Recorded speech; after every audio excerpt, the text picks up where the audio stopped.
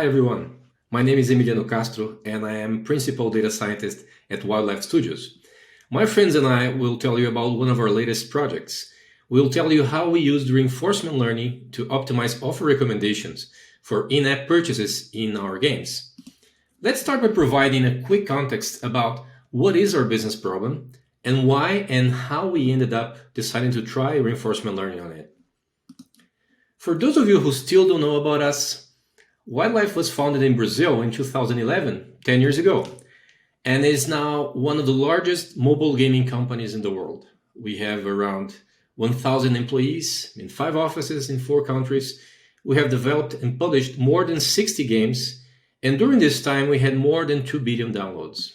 Around 100 million people play our games every month. There's something quite interesting about our industry. Games are the most interactive media product there is, so players are making decisions all the time and games need to react very fast. We need to make tons of micro decisions to provide the best experience to our players. So we have room for a lot of machine learning applications in a company like ours, and the scale is also good. Our games generate around 10 terabytes of data every day. We'll focus here on just one type of these micro decisions we need to make, but a very important one, and I'm gonna get there in a minute. Here's something I haven't mentioned yet. No one pays a dime for installing our games, because they're free to play. Not some of our games, all of them are free to play. So how do we make money out of them? Mostly by selling virtual items, using the virtual economy inside of them, in-app purchases. This is a screenshot of one of our games, Zuba. And let's take a look at these 2 characters here. This one is level 3 and this other one here is level 4. But how can a player make her character upgrade the level? Well, one way of doing this is buying virtual currency and use that currency to buy cards, because cards can make you upgrade your character quickly. So our players, well, some of our players, whenever they decide to buy something, all they have to do is to go inside the stores, so we can sell virtual items for them. But how can we incentivize that, since most of our revenue comes from these sales? Well, any economy, virtual or not, can be boosted by using one of the greatest inventions in the history of capitalism: offers. Here we can see some examples of them. Most of them are about selling virtual coins that you can use to get virtual items. And we all know how offers work because they're everywhere. And we know that in order for them to work, they need to be relevant. That means the right offer for the right user at the right time. And today I believe no one can be surprised by the economic relevance of providing personalized offer recommendations, as opposed to, say, just spreading massively the same offer to everyone. So this is the important micro decision I said we'll be focusing on here: choosing the right offer for a given player in a given moment. And that's the goal of the team that we have been working on together. But what choosing an offer means? Here's an example. Let's see what offers are made of. They all have a price. They also have a discount, and it's a fundamental part of any offer. And there is, of course, the content. It's what you get for the money. The virtual items to be used inside the game. And there are many other ways to customize our offers, but let's consider for now only these 3 elements. So choosing an offer, recommending an offer for a player means, in this context, choosing price, discount, and content. And in our case, we started by choosing just the price and discount and having the content as a function of the price and discount already selected. So how can we design some heuristics for this? How can we make these recommendations? Of course, we can design them from the top of our heads. But we believe it's a lot better to also learn from data using machine learning. And that's precisely what we were doing at the time. I'm talking about last year, basically. We were using supervised learning models and things were going well. But we had some challenges when using this approach, and it was easy to see why these challenges were holding us back. Let's take a look at them. The first challenge is related to exploration. We have a huge space to explore, many different types of players, many different moments inside the player's journeys, and also many combinations of offers to try. And ideally, we should try to explore that in a very smart way and not just randomly, as we normally do when we build in supervised learning models. And exploration is costly. All that random data doesn't come for free. We are showing real offers to real people. So that's for the first challenge. The second one is about the optimization horizon. In our supervised learning approach, we were choosing the offer that we believe could bring the highest immediate revenue. But that's short-sighted decision making, because sometimes getting more money now can make us lose money down the road. And cannibalization is a good example. When you aggressively sell something now, and then that sell prevents you from selling more later. And ideally, we should use a long-term optimization horizon because in the end, what we want is to maximize the LTV, the lifetime value, which is the sum of all the revenue we get from each player during all its lifetime inside the game. So we were looking for something that could give us smart exploration and also long-term optimization horizon. And reinforcement learning does just that. And this is why we decided to go that way. Now let me show you how we framed our problem into RL. This is the classic reinforcement learning diagram. We have an agent interacting with an environment. So the agent observes the state, makes a decision, and acts on the environment. And usually the environment changes, and the agent observes that, and the cycle goes on and on until it stops for some reason. And sometimes the environment provides a reward to the agent. Now, this is how we mapped our problem. The agent is our recommender. The action space is made up of the available offers. The environment is the set of players, and that means all the world outside the game. The state is defined using the player's features, and rewards are, of course, the revenue we get along the way. And this cycle usually means that the agent is all the time trying to make decisions and learn at the same time, deciding to explore or to exploit. But that's the online scenario. And this is very good when you have a simulator plugged in here. So you can get answers very fast about what is the next state or is there any reward. But this is not our case. Our environment is the real world. And we usually have days between subsequent states in one player's episode because we are working with daily offers. So we decided to choose the offline reinforcement learning setting. And offline works as if we have a buffer here, capturing all the data from the interactions, but preventing the agent from learning online. So the agent keeps making decisions, according to its current fixed policy. And in this offline scenario, we decide when it's the right time to make use of these new observations, when to present this buffer to the agent so it can learn from the new data. Well, in theory, everything looked fine, but we needed to test to see if this could bring good results. And by good results, I mean better than what we already had.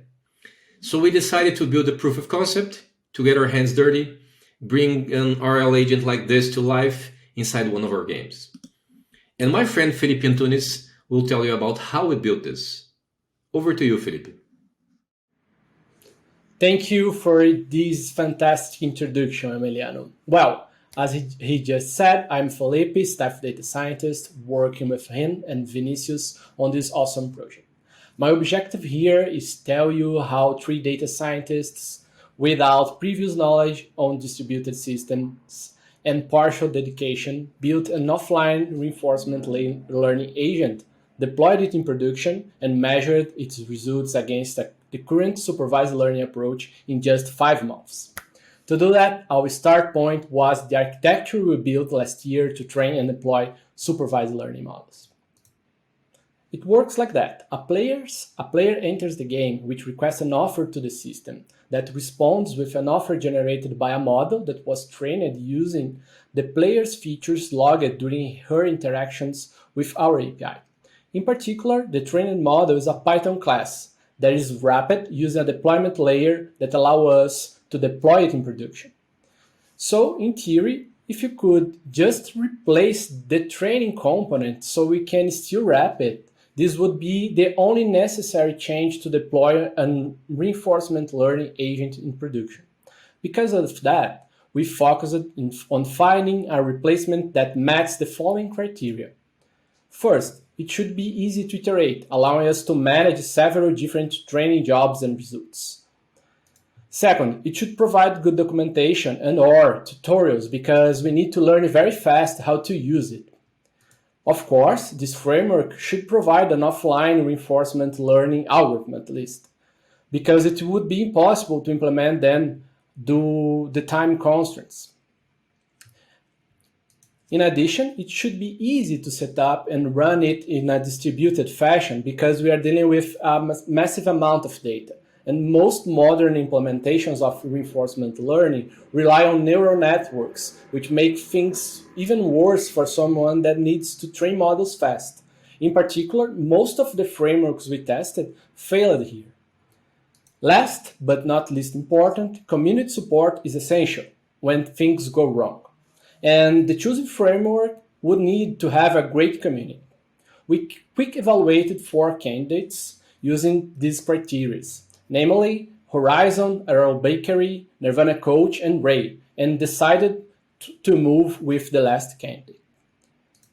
Ray, Errol Lib, and Antunes, provided by the framework, is easy to set up in a distributed computing way on top of a Kubernetes cluster that we built for these tests. Lib, in special, is a Python library with several reinforcement learning algorithms off the shelf. And Tuning is a library for experiment management and hyperparameter tuning. In addition, Ray's community is awesome. They have a very active GitHub repo, a super cool discussion forum, and a lot of users in the Slack channel. More than that, the Ray team is amazing, and we started to collaborate with them. Some results of this collaboration were a 90% cost reduction with computational costs during this proof of concept, and improvements on Lib offline reinforcement learning algorithms. We even think that it was a two-way collaboration because we provided a lot of feedback and some pull requests. Now, to understand how offline reinforcement learning works in Ray, we need to understand some general concepts. The first concept is the rollout, a kind of simulator where a policy runs against the environment, generating batches of experiences. The second is the replay, that is a buffer filled with experiences that could be generated using both the current policy or its previous versions. The third concept is the optimization, where we use the experiences to improve the policy using stochastic gradient descent. Each one of these steps runs in parallel across multiple Ray works actors. And using Lib is a seamless experience. In the case of online reinforcement learning, the improved policy is deployed and run against an environment, receiving online feedback to improve the next version, closing this loop. In the case of offline, that is super relevant for real-life applications, especially when you don't have a simulator. We fill the replay buffer using historical data, and the optimization loop is closed in an offline fashion by interacting directly with the buffer without the online feedback. It means that the resulting policy is created without interactions with the environment, and because of that, it requires reinforcement learning algorithms that are specially designed to work in an offline way. With a Kubernetes cluster with Ray up and running and Lib containing some offline reinforcement learning algorithms that we can wrap and deploy in production, it was time to move forward with our experiment. We decided to use one of our biggest games, Sniper 3D, because we would measure relative differences in an A/B test very quickly, and we already had offers being recommended by a supervised learning model that could serve as a baseline. Now, to continue this history, I'd like to call Vini, who will present the results of this experiment and the perspective of reinforcement learning at wildlife. The floor is yours, Vini. So hi guys, my name is Vinicius, but people also call me Vini. And I've been working on this reinforcement learning project along with Emiliano and Felipe for the last few months. And now I'm going to share with you a little bit about our strategy, results, and also next steps. So first things first, let's talk about our learning strategy.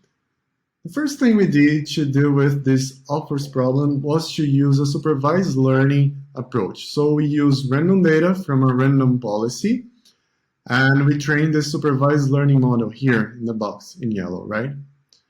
However, for our reinforcement learning proof of concept, we had a different strategy. So the rationale was we wanted to have fast and good results. So we thought that we could maybe use our already trained and performant supervised learning model here and mimic its behavior, right? So we use the reinforcement learning agent to clone the behavior of the supervised learning model, which we already had, and then we used this cloned agent as a baseline and improved on top of it, right? So our strategy was to clone and then improve, right? And how we did this improvement. So we deployed our cloned agent and we waited for a few weeks. We collected experiences, and with these experiences, we improved our agent. So you can see that we have two different stages in this strategy. The first one is called behavior cloning, and the second one is called the policy improvement, right? So the behavior cloning in orange is basically just the stage in which we say to the agent, okay, just clone the supervised learning model behavior. And in the policy improvement, we use the agents, the clone agents' experiences to improve the agent itself, right? Unfortunately, we found a algorithm called Merrill that enabled us to transition between these two stages very well. It was called Merrill, right? And it had a parameter, beta, that we could set to either clone or improve our agent. So in the first step here, we set beta equals 0, meaning that we wanted the agents to clone the supervised learning model behavior, and then we did like retraining session with the agent's experiences, as I mentioned, but now with beta equals 1, meaning that we wanted to improve our policy. But now, how did we do this active learning part? So the red part from the previous slide. So if you remember, we had this agent. So here you can see just a diagram of a network, and this is inside the agent. And we used supervised learning model data to get this behavior cloned agent here in yellow, right? And so, as I mentioned, we deployed this agent, waited for 2 or 3 weeks, and we collected what we call the incremental batch of data here in red. So this is just composed by experiences of this behavior clone agent interacting with our environment, with our players. And we can expose this agent to this incremental batch of data so that it can learn with it, right? However, if we expose this agent too much to this incremental batch, then we get a very bad problem. That is a fully overfitted agent that you can see here on the right in red. So this fully overfitted agent basically forgot everything it had learned before and just learned the new things it saw from the incremental batch here in red, right? And we don't really want that, right? We want to learn without forgetting. So this problem of a fully overfitted agent is what we call catastrophic forgetting. So as I mentioned, the agent would simply forget everything it had learned before and just learn the new stuff. We want to stay in the middle, right? Somewhere in between these two extremes. So we want to learn without forgetting. Learn new things without forgetting the old ones. So that's our aim. And how did you do this from a practical perspective? So there were 2 main parameters we tweaked a little bit to get this. The first one is the number of iterations, and the second one is the learning rate. So we had a lot of different combinations of these parameters, and then we trained these agents, of course, and then we evaluated them and deployed the most performant one. And then the process repeated itself, right? So we got new experiences, a new incremental batch of data, and then we retrained again and redeployed and so on, right? But what about results? What results did we have? So before we show the numbers, I would just like to stress that all the numbers here are compared to this supervised learning model, right? So this is our baseline. So we already have supervised learning models in our games. They are there, they are working. So this is our baseline. And the values we're going to see in a while, they refer to lifetime value. And if you remember what Emiliano said in the beginning of this presentation, this is just everything that the player is spending, all the money that he or she is spending in the game over his or her entire life. And I'm saying that this is a proxy just because we cannot wait a lot of time to actually measure it. So this is a proxy for lifetime value, and this is, of course, for Sniper 3D. And you can also see that we have two different periods here. The first one is for the behavior cloning part, and the second one is for the improvement part here, for the improved policy, right? So for the first part, what we saw was a negative result, right? And that was kind of expected, mainly for two reasons. The first one is, well, we cannot clone a policy in a very perfect way, right? We cannot do this perfectly. So the behavior cloned agent was not exactly equal to the supervised learning model. The second reason was that the behavior cloned agent was exploring 30% of the time, while the supervised learning model was just exploiting the optimal action every single time. And okay, so we waited a few weeks, right, from the end of 2020 until the beginning of 2021, and then we did that process of retraining, and we got a good result here, a plus 3% in an LTV estimate, right? And this was a very good result because even with a short period of time, a short period for our incremental batch of data, we already saw that the agent could learn from it and improve itself, and it actually got better than the supervised learning model. And that's what made us feel very excited about the reinforcement learning approach, right? Moreover, we had a lot of other engineering-related results. The main ones were related to response time. So the response time is basically the time it takes us to answer a request. So the game requests an offer, and then we respond. That time is what we call response time. And we got 90% shorter response times with reinforcement learning agents when we compare to our supervised learning model that we had before. And also, we saw a reduction of 94% in the cost of training, which is great because we're just saving money, right?